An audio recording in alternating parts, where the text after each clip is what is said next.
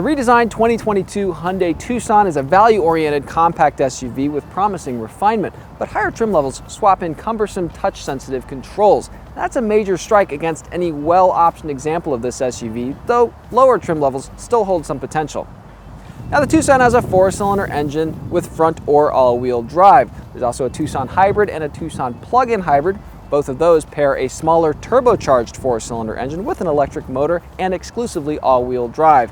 Now between those three variations of drivetrain, you got 9 trim levels. It'll set you back anywhere from around $26,500 all the way up to about $44,000 for a very well-optioned example. We've had a chance to evaluate both a gas-only Tucson and a Tucson hybrid, both pretty well-equipped examples, and we've even compared the gas-only one to 5 other popular compact SUVs, so we have a pretty good idea of how this SUV stacks up. We'll get to the merits of this interior in a minute, but first the elephant in the room has to be discussed.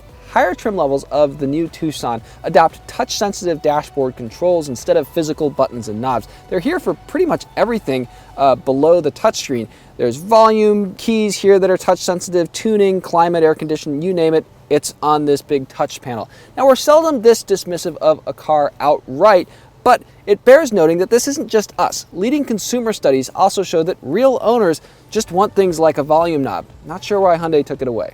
Here's the good news though. Lower trim levels of the Tucson actually do have physical controls here for the climate. Yes, it's manual, not automatic climate control. But again, real buttons and knobs, much easier to use. There's also a conventional lever-style gear selector. You get up to higher trim levels, especially in the Tucson hybrid, everything becomes capacitive touch. This now becomes a push-button gear selector, all more confusing and harder to use. And here's the other kicker. Base models of the Tucson have an 8-inch touchscreen with wireless Apple CarPlay, wireless Android Auto. You get up to higher trims, now it's a 10.25-inch screen, so a bit bigger, but it's wired Apple CarPlay, wired Android Auto. That's a more conventional connection, certainly less convenient.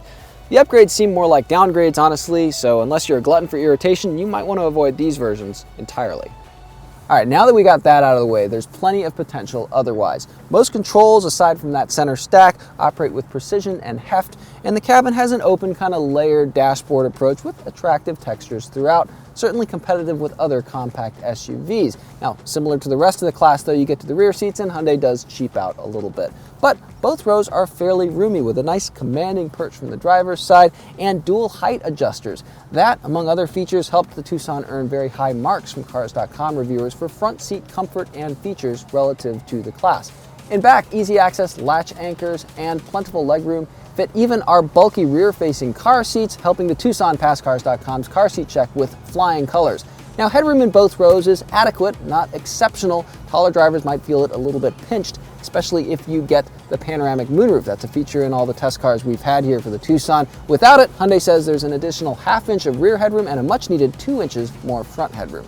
Now, in Cars.com's independent accounting of cargo space, we've observed pretty good numbers here in the Tucson. This is the non-hybrid again, about 21.5 cubic feet behind the back seat. Pretty good versus the Tucson's immediate competitors. The Tucson hybrid has a tire inflator kit in place of this temporary spare under the load floor. That results in a reconfigured load floor with a little bit more space underneath, about 0.2 cubic feet by our observations. Now, we haven't tested the Tucson plug-in hybrid, but it does lose this dual level load floor, and by Hyundai's own specs, there's about 20% less volume in the Tucson plug-in hybrid versus the Tucson hybrid. So if you got to carry a lot of stuff, well, you've been warned. Now, we can't attest to how the Tucson plug-in hybrid drives, but we've been impressed with the Tucson's regular hybrid and gas-only models. Ride quality isn't exactly a shining strength for a lot of rival compact SUVs, but Cars.com reviewers described the Tucson's ride as sophisticated and even a class above. Body motion seems reasonably controlled with minimal bounciness after rapid elevation changes or recessed sewer covers. We noticed some lateral movement over mid-corner bumps, but overall impact harshness is muted enough, even with the 19-inch wheels and low-profile tires on both our gas-only and hybrid test cars. Lower trim levels for the Tucson have 17-inch wheels and higher-profile tires. That might make the SUV ride even softer. Either way, another good thing, noise levels. Reviewers said noise levels in the Tucson versus some of its immediate competitors, very, very good. This is a quiet overall SUV. Gas-only models employ an 8-speed automatic transmission whose tendency to upshift early and often can leave you wanting more power during low-speed acceleration. Instead, you're often a gear too high and 1,000 RPM too low. The transmission becomes a serviceable companion above that, though, downshifting with minimal delay if you need to accelerate at highway speeds. Pushed to higher RPM, the engine serves up adequate, if noisy, power. Steering feedback is lackluster, but it improves notably with a driver-selectable sport mode that dials back power assist. Body roll is limited throughout, but overall balance feels about as nose-heavy as any front-drive-based compact SUV. The Tucson Hybrid improves on that balance with enough to eliminate most of the gas-only model's chronic understeer. That's a noticeable result of its battery pack adding much-needed weight around the rear axle. As such, road holding improves enough to make the hybrid SUV a bit of fun to throw around. The hybrid drivetrain is, well, sometimes fun. It pairs a pint-sized turbo 4-cylinder with a small electric motor, and the combination makes for swift, linear power when both are in play. That's thanks to a conventional 6-speed automatic transmission, not the continuously variable style you find in most hybrids. Unfortunately, those spurts are rare in daily driving, where the Tucson Hybrid minimizes engine power as much as possible. Under mostly electric power with a periodic dollop of engine, the Tucson Hybrid feels tentative, even gutless.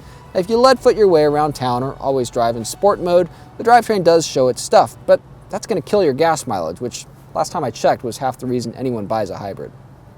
Anyone shopping higher trim levels of the 2022 Tucson will have to make peace with those fussy touch controls, as well as parting with maybe more than $40,000. At that, we really think there are better choices elsewhere. Plenty of rival compact SUVs merge feature-rich interiors with more intuitive physical controls. This ain't rocket science. Fortunately, lower trim levels of the Tucson offer the double benefit of added value, including Hyundai's excellent warranty and class-leading free maintenance, with physical controls and better smartphone integration. Less is more here, folks. If any Tucson trims are worth considering, it's those.